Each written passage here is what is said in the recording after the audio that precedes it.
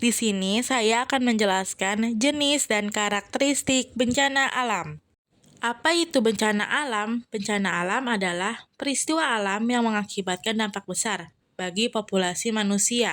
Bencana alam diakibatkan oleh peristiwa atau serangkaian peristiwa yang disebabkan oleh alam antara lain berupa gempa bumi, tsunami, gunung meletus, banjir, kekeringan, angin topan, dan tanah longsor.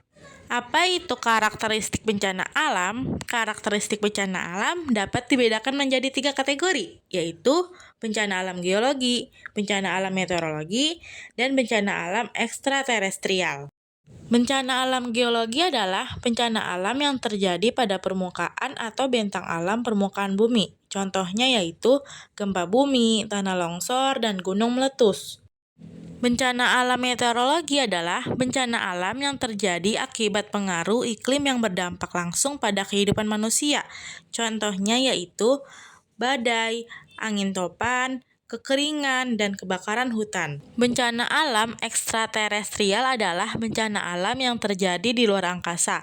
Akan tetapi akibatnya dapat kita rasakan sampai di permukaan bumi.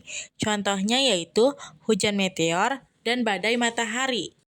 Adapun jenis bencana alam. Jenis bencana alam dibagi menjadi 4 bagian, yaitu banjir, tsunami, pencemaran udara, dan gempa bumi.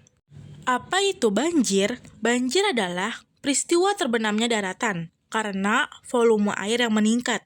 Banjir dapat terjadi karena adanya luapan air yang berlebihan di suatu tempat akibat curah hujan yang tinggi. Ada faktor yang mempengaruhi terjadinya banjir.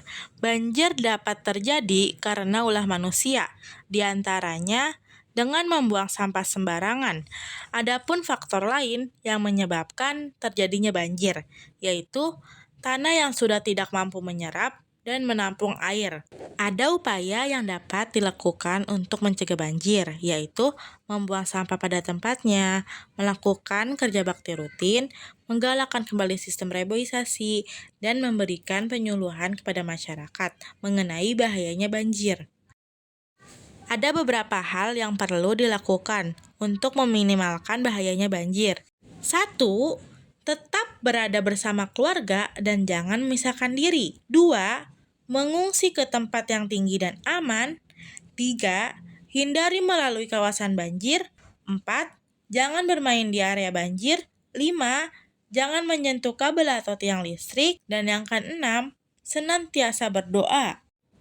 Selanjutnya ada tsunami. Tsunami adalah gelombang pasang yang diakibatkan adanya gempa di dasar laut. Tinggi dari gelombang tsunami kurang dari 1 meter. Akan tetapi, ketika menghempas ke pantai, tinggi gelombang dapat mencapai lebih dari 5 meter. Tinggi gelombang ke daratan berkisar antara 50-200 meter dari garis pantai. Ada beberapa hal yang perlu dilakukan sebelum terjadinya tsunami. Yang pertama, jika bertempat tinggal di daerah pantai, diharapkan untuk memantau berita tentang perkiraan terjadinya tsunami. Yang kedua, tetap bersama anggota keluarga. Dan yang ketiga, menyimpan surat berharga, uang, dan perhiasan pada satu wadah yang kedap udara. Adapun hal yang perlu dilakukan apabila tsunami datang, yang pertama, mengungsi ke tempat yang lebih tinggi. Yang kedua, tetap bersama keluarga. Ketiga, memakai pelampung badan yang sudah disiapkan. Dan yang keempat, berdoa untuk mengatasi kepanikan. Selanjutnya ada pencemaran udara. Pencemaran udara didapatkan dari asap-asap kendaraan bermotor serta asap-asap dari pabrik industri. Dampak dari pencemaran udara yaitu dampak pada kesehatan manusia dan dampak kepada tanaman. Dampak pada kesehatan manusia yaitu ketika manusia menghirup udara yang kotor, maka polutan atau zat pengandung pencemaran itu akan masuk melalui sistem pernapasan. Sedangkan dampak kepada tanaman yaitu akan terganggunya pertumbuhan. Dan yang terakhir gempa bumi. Gempa bumi adalah suatu getaran yang terjadi di permukaan bumi akibat pelepadan energi dari dalam bumi secara tiba-tiba yang menciptakan gelombang seismik. Gempa bumi terjadi karena adanya pergerakan kerak bumi atau lempeng bumi.